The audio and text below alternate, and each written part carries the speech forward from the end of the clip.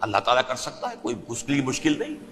هو علی کل شیء قدیر، اسے ہر شے کی قدرت حاصل ہے.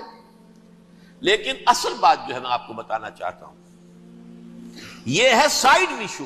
اصل ایشو ہے فلسطین کا جو شروع ہونے والا ہے. بھٹی دہکے گی وہاں. ظاہر بات ہے کہ اگر کوئی بہت بڑا اقدام ہو جاتا ہے فلسطینیوں کے خلاف، اور اگر واقعتاً مسجد اقصیٰ اور قبۃ الصخرہ گرا دیے جاتے ہیں، جو طوفان اٹھے گا عالم عرب میں. یہ حسنی مبارک ہو یا شاہ خالد ہو یا کوئی اور ہو، یہ نہیں روک سکتے اس طوفان کو. نوجوان خون اٹھے گا، غیرت اور جو بھی حمیت ہے.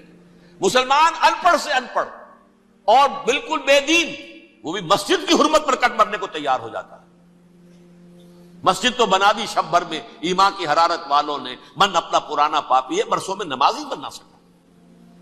وہ چاہے کانپور کی مسجد تھی مسلمانوں نے جانے دی ہے، چاہے وہ شہید گنج کی مسجد تھی مسلمانوں نے جانے دی ہے، چاہے نماز نہ پڑھتے ہو.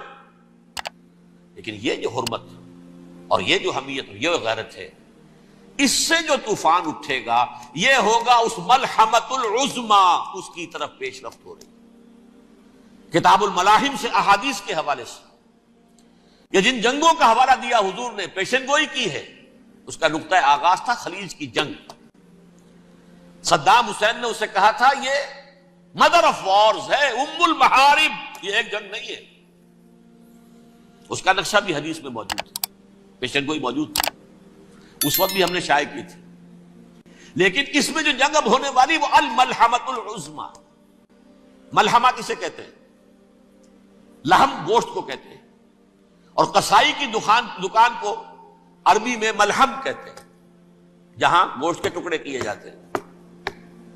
آج کل مشینوں سے ہوتے ہیں، اب جو ہے وہ ہاتھ سے چھریوں سے نہیں ہوتے، لیکن ٹکڑے ہو رہے ہوتے ہیں، جسموں کے چیتھڑے اڑ رہے ہوتے ہیں. ملحمہ، یہی لفظ استعمال کیا تھا حضرت سعد ابن عبادہ نے رضی اللہ تعالی عنہ یوم فتح مکہ. ان کے دل میں تھا کہ اب ہم انتقام لیں گے ان عربوں سے، ان قریش سے. الیوم یوم الملحمہ، الیوم یوم الملحمہ، یہ کہتے ہوئے جا رہے تھے. ایک خاص کیفیت، آج ہے گوشت کے ٹکڑے اڑانے کا دن. حضور سے کہا کسی نے جا کر کے ساتھ تو یہ کہہ رہے ہیں الیوم یوم الملحمہ، الیوم یوم الملحمہ. حضور نے فرمایا نہیں، ان سے کہو جا کر الیوم یوم المرحمہ، الیوم یوم المرحمہ، آج رحمت کا دن ہے، آج تو میں ان سب کو معاف کروں گا. لا تثریب علیکم اليوم، میں تم سے وہی بات کہہ رہا ہوں جو میرے بھائی یوسف نے کہی تھی اپنے بھائیوں سے. اذهبوا فانتم الطلقاء، جاؤ تم سب کے سب آزاد.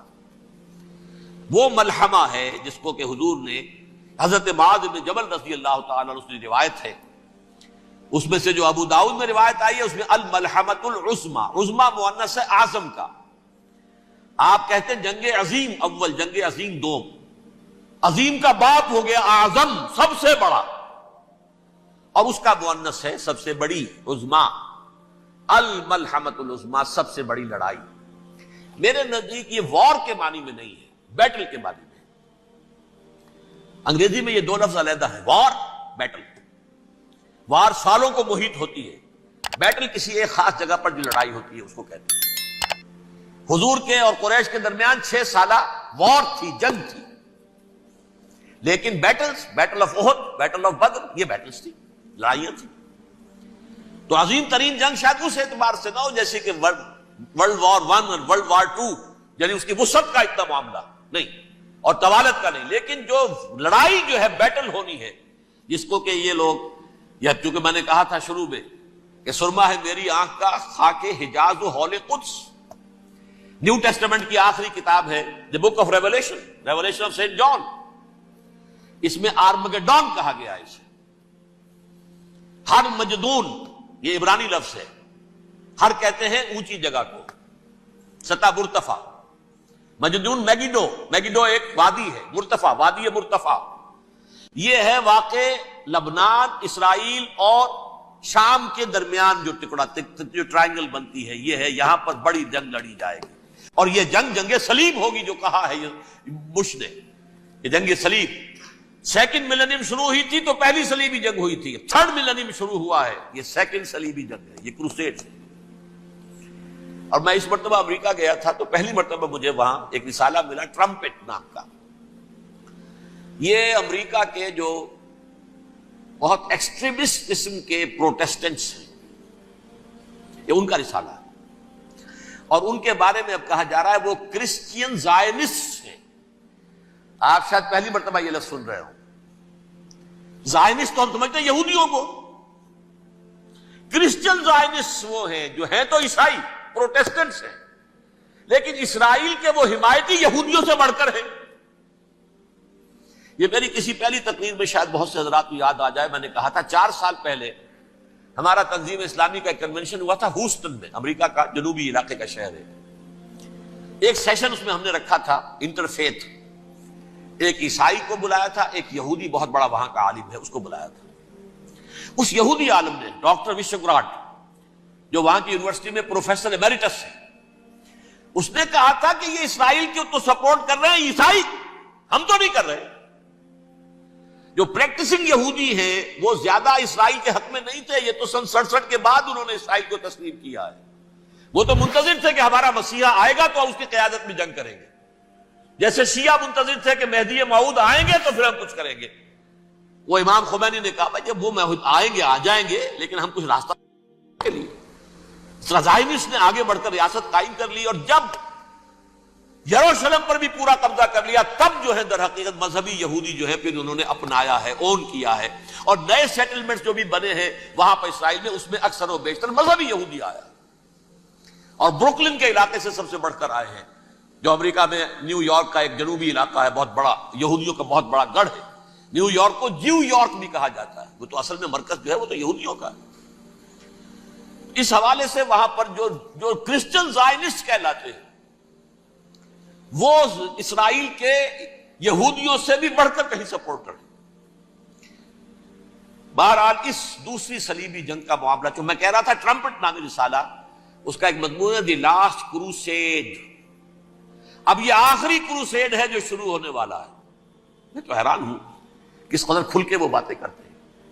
رومن کیتھولکس کو وہ کہتے ہیں کہ یہ شیطان ہے، یہ پوپ شیطان ہے، یہ یورپ کو اس نے جمع کیا ہے کرسچینٹی کی بنیاد پر، اور اس میں زیادہ تر کیتھولکس ہیں.